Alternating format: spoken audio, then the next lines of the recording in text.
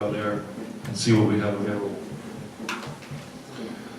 So for those who say that sexual orientation laws haven't changed culture, because I remember when they were legalizing same-sex marriage a few years ago, they said, don't worry Christians, it's not going to affect your lives at all. You'll be able to do everything you did in the past. Well, ask Gary McFarland, Vicky Allen, or Felix Nagoli. Ask Svetlana Powell, Sarah Mabui, or Mike Davidson. Ask Jeff and Sue Green or Andrew McClintock, all clients of the Christian Legal Center, all who have had their lives drastically changed because of sexual orientation laws. Education has also been greatly affected, and it'll be much more so, in my opinion, as government rolls out mandatory sexual education in the coming weeks. We've got about 40 days before that becomes law, so we have a lot of work before us. Now, the belief that the Department of Education will act objectively and in the best interest of our children on this issue, I think is naive. It's been my experience. I've been doing this for 15 years. That when government is tasked with creating sexual education, bad things happen. The World Health Organization, we all know that. We know groups like UNICEF and the World Health Organization. They've got a UN stamp, so we say they got to be good. They got to be on the up and up. Now, the World Health Organization has developed sexual education guidelines for Germany and other parts of Western Europe. You know what they teach? They teach masturbation to 4-year-old kids. That's pedophilia. That's the United Nations. That's not a fringe group, that's the United Nations. In Germany, I had defended 14 Christian parents in Salzkamp. This was a few years ago, cases before the European Court of Human Rights. These kids, 9 and 10 years old, were being forced to attend 2 days of mandatory sexual education. No opt-out, just like they want to propose here in the United Kingdom. Guess what they did to those 14 parents when they refused to put them in school? They sentenced them to jail for 40 days each. And each of them spent their time in jail.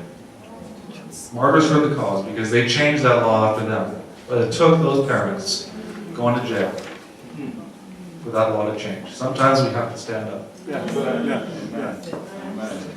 In Belgium, they have this project for little kids. I don't want to get too. I've been on TV and stuff and debated this, and I think, okay, I need to expose these things because just saying they're wrong, people don't get it. But then I feel dirty even talking about it. I'm an adult, I'm 44 years old, and this is being taught to little kids. So in Belgium, they have a project where they literally take gummy bears and they put them in provocative sexual positions, and the kids are to name the sexual positions. That's their homework. In Spain, their homework is they're told a number of sexual positions. Their homework is to name more positions. Now, how does that help kids? How does that help rebuild a family culture? How does that prevent teen pregnancy? I think if anything, it encourages broken families and responsibility. Now we have perhaps an implicit trust in our government because when we were kids, we had a different education. My education didn't have gummy bears or anything like that. Thank God. I can't even look a gummy bear in the eye anymore. We have to remember in this country that at the heart of education, there are campaigners at the Department of Education and at Ofsted. You know the head of Stonewall, are you familiar with Stonewall? Stonewall is the leading LGBT organization in this country.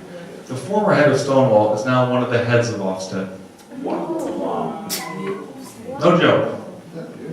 Does he have kids? No. Does he have an agenda? Yes. I was at the Department of Education not too long ago for a meeting about sexual education and these issues where they were going to tell me how they're not ideological, how they don't want to promote homosexuality or alternative lifestyles. It's a beautiful building close to Parliament. You walk in, it's glass, it's these beautiful white walls. There's no symbols, there's no pictures anywhere in that main lobby, except there is a 2-floor rainbow flag. This is the ministry dedicated to educating our children. They're not ideological, but the only thing you see in their lobby is a giant rainbow flag. if you've ever got, now, they've rolled out a new tagline on their signature lines. You know when you write an email and inside your signature, your title and all that? If you get an email now from someone at the Department of Education right now, that email signature line will have a rainbow on it which says, I am an LGBT plus champion. It has a little asterisk. It gives you a little teaching moment for those who receive the email, which says, we cannot tell by looking at someone or by their name how they self-identify their gender, and warning the reader to be sensitive as to use gender pronouns. That's the emails we're getting from our government. The government that is developing our sexual education right now, which they're telling us we shouldn't be worried about, and we're not going to let you opt out your kids from. We have a lot of work to do. Now, I want to tell you, just closing up my session, I want to talk about Izzy Montague. Izzy is a mother in Croydon. I don't know what they're drinking in the water in Croydon, but they're going crazy there at the schools. Because I've been getting calls every day from Croydon about, you wouldn't even believe what's going on in Croydon, but I'll just talk about Izzy because there's too many families to talk about. Izzy is Afro-Caribbean. She's a pharmacist, very intelligent lady, who moved with her husband from the middle of England to London because she wanted to be in the big city. She thought, young couple, they thought it'd be exciting. Their 5-year-old son, they put him in school in Croydon. And all of a sudden, their son's being read books about same-sex parenting, little cartoon books about same-sex parenting. The school walls are plastered with pro-LGBT posters. And the head teacher decides, you know what would be great? You know what would be really great? Let's have a gay pride parade at our primary school. And let's tell any parent who doesn't want to take part that they have to take part because there's no right of opt-out. A gay pride parade at a primary school. And so Izzy, well, first of all, a lot of the parents weren't even aware that this was happening until it was too late. So the kids took part in it. The school later denied that it was a gay pride parade, but that denial is silly because if you Google that, there's plenty of evidence. There was an MP who took part there saying, wow, what a great gay pride parade. There was rainbow flags everywhere. That's not a pride parade. I don't know what a pride parade is. She complained, saying, look, you have a legal obligation to me as a parent, commensurate with the Human Rights Act, which says that schools must respect my right as a parent to raise my child as a Christian. You can't undermine that right in any way, and you have grossly violated that right by forcing my child to attend a gay pride parade, by reading them this material. So the head teacher, whose daughter works in the school as well, calls her in for a meeting. Says, okay, we'll hash this out.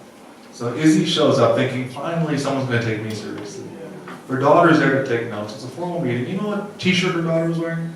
That t-shirt said, if you're homophobic or transphobic, it's better just to be quiet. Oh my. Talk about disrespect.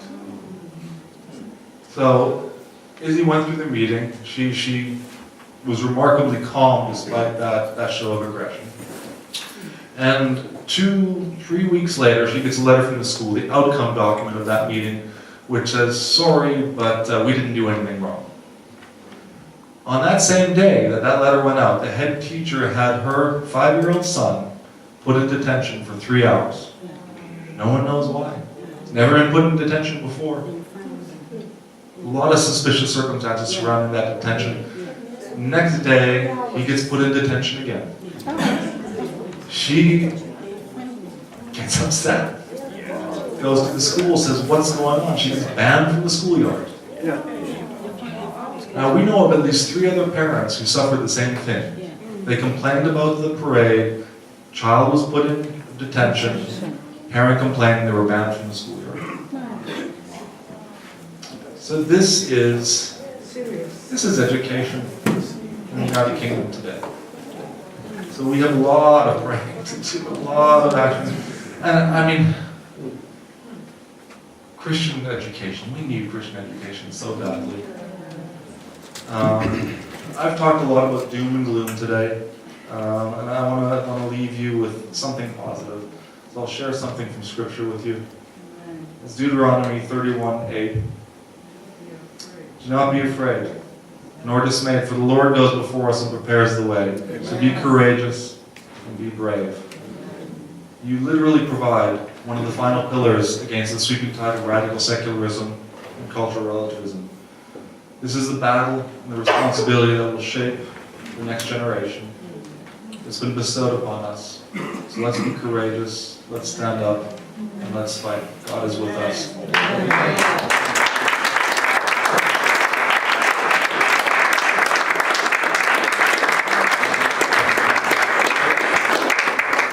Well, I'm going to show you some pictures, and after that, I'm going to bring Roger back and we're going to do some questions. Yes, but I want you